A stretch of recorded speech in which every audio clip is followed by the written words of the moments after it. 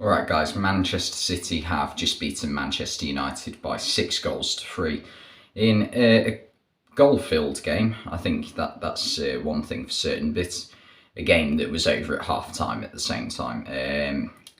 Yeah, Haaland is just incredible, and so's Phil Foden, and so's Manchester City as a whole. We all knew that, but United didn't.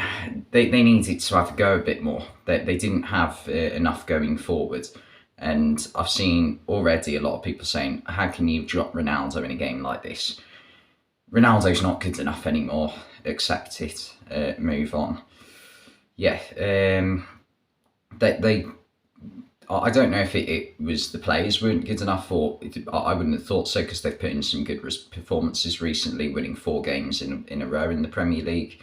But I think it might have been just more the tactics that Ten Hag went for more than anything, because there was no desire to get forward at all. And you've got creative players on the pitch like Eriksen, Fernandes, Anthony, and Sancho, but just they didn't create the chances at all.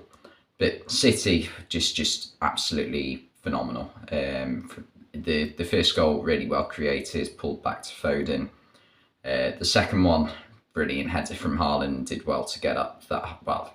It got up well. Malacia couldn't quite do enough to clear it off the line.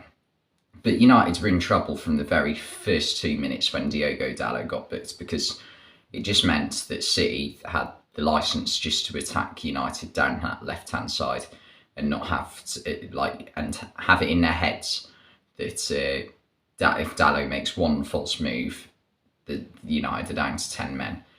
And yeah, it just wasn't good enough from United. The third goal though was just Kevin De Bruyne all over, inch perfect, and Haaland. That's why you have a 6'5" centre forward.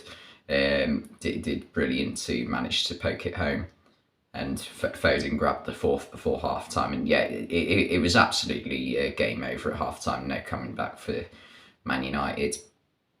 And they made a couple of subs at half time, bringing Luke Shaw and Victor Lindelof on. I understand Luke Shaw coming on because Malacia was on a yellow card, and I think Varane picked up a knock in the first half. Either that, or he just thought, right, if I haven't played the full game here, does that technically mean that my 100% winning record stays on for this season?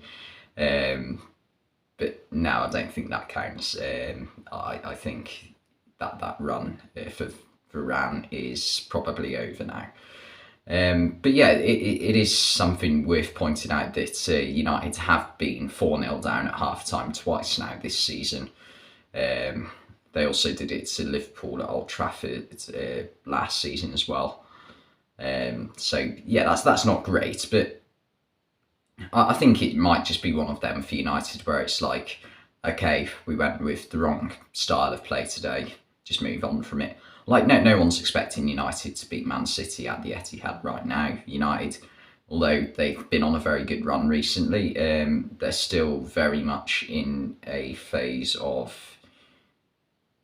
I don't like using the words transition because it gets thrown about so much these days, but they are very much trying to get back to where they were 10 years ago. So it's still an ongoing process, obviously. Whereas Man City, them and Liverpool, although Liverpool haven't been at it at all this season, they're the standard set in the Premier League for if you want to win the Premier League. Arsenal are very close to reaching that. Tottenham are getting there. Chelsea are slowly dropping off a little bit, in my opinion. And United, they're still. It's United. It's the drop off was more in Van Gaal and probably Van Gaal's period as manager. Whereas since then, I don't think it's got much worse. I think last season it got worse, but overall, if you look across a 5-year period, the past 5 years, it hasn't actually got that much worse for United. It just hasn't got better, which is what they're trying to do now by bringing Erik Ten Hag in, obviously. Casemiro came on in the second half, same with Anthony Martial. That made a bit of a change, but I think that also you could say was down to Man City being 6-1 up at the time after Haaland and Foden both got their hat-tricks. Haaland got 2 assists as well, which is worth pointing out. So yeah, brilliant day for him. He's done wonders for my fantasy football team and pretty much everyone else's, if we're being completely honest. So yeah, I think the 4 subs that Man City made could just make as much difference as Casemiro and Martial coming on. But United did get 2 more towards the end after a thunderbolt from Antony out of nowhere. That is important to mention. He didn't play badly today, to be fair, Antony. He didn't do much, but the goal was amazing. And to be fair, he didn't do too much wrong, as well as saying he didn't create much. So I think he can sort of leave with his head held high, especially after that strike. 2 goals in 2 games for United in the league, so that's very good going to start your Premier League career. But yeah, they got 2 right at the end through Anthony Martial. He quite likes a goal against Man City. I can vaguely remember him scoring in previous Manchester derbies. Man City found it too easy. United's defence wasn't good enough, and it's the United defence that has been quite solid recently. I think in their past 4 games in the league, they've only conceded twice clean sheets against Southampton and Leicester, who, even though they're not in the best of form, either of them, Southampton and Leicester saying they're not in the best of form, that's an understatement, but they've still scored quite a few goals recently, both of them. So that's good clean sheets. Keeping Liverpool, even though Liverpool again aren't in great form, only allowing them to score once is still quite good. Same with Arsenal. Arsenal are the informed team in the league right now, so only conceding once against them is very good. But today, yeah, that just went all to crap. I did think before the game Lisandro Martinez would have his work cut out. Not that he's a bad player, but it's just like the physicality of Erling Haaland, I thought would do him, to be honest.